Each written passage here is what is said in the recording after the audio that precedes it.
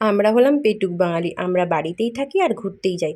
ভালো মন্দ খাবার দেখলে আমরা চুপ থাকতে পারি না, একদম হামলে পড়ি। আর এবারে আমি গুয়াহাটি ঘুরতে গিয়ে একটা রেস্টুরেন্টে ডিনার করতে গিয়েছিলাম। সেখানে গিয়ে আমি কী কী খেলাম তোমাদের এই ভিডিওর মাধ্যমে দেখাবো।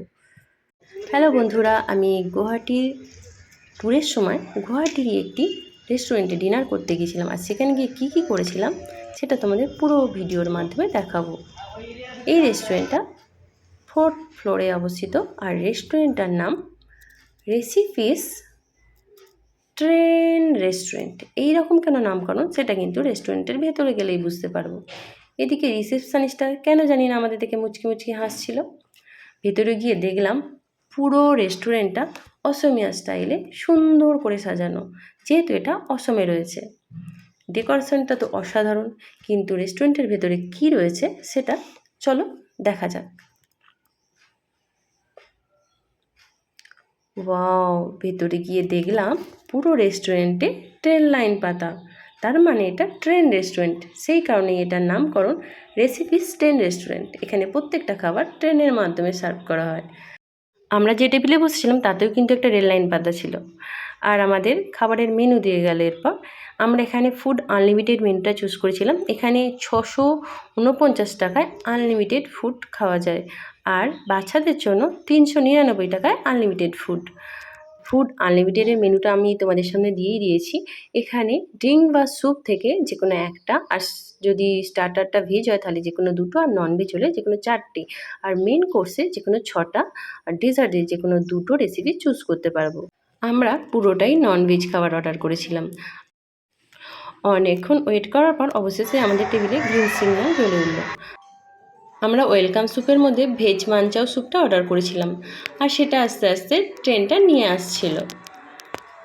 ট্রেনে করে আমাদের স্যুপ ধীরে ধীরে আমাদের দিকে এগিয়ে আসতে শুরু করলো। বেশ দারুণ একটা ফিলিংস হচ্ছিলো যে ট্রেন আমাদের খাবার সার্ভ করছে। এতদিন আমরা ট্রেনে করে যাতায়াত করতাম, এখন ট্রেনে করে খাবার আসছে। আর স্যুপটা জাস্ট ডেলিশিয়াস ছিল। স্যুপ খাওয়া শেষ হতে না হতেই আমাদের স্টার্টারের যে মেনুর খাবারগুলো ছিল সেগুলো আবার আসতে শুরু করে দিল। আমরা স্টার্টারে অর্ডার করেছিলাম chicken drums of heaven, fish finger, tandoori chicken আর প্রাউন চিকেন। প্রথমে এলো ফিশ ফিঙ্গার আর চিকেন ড্রামস অফ হেভেন। এটা খেতে না খেতেই আবার চলে এলো তন্দুরি চিকেন। প্রত্যেকটা খাবার কিন্তু জাস্ট অসাধারণ ছিল। স্টার্টারে যে খাবারগুলো ছিল সেইগুলো খেয়েই আমাদের পেট একদম ভর্তি হয়ে গেছিল। ট্রেনটা আবার কি খাবার নিয়ে আসছে, আবার ট্রেনটা নিয়ে চলে এলো প্রাউন চিকেন। এত সুন্দর খাবার সার্ভিস দিচ্ছে ট্রেনটা, মানে লোকাল ট্রেনগুলো এত সুন্দর সার্ভিস দেয় না। আবার সিগন্যাল জ্বলে উঠলো। এবার আসছে মেইন কোর্সের যে খাবারগুলো।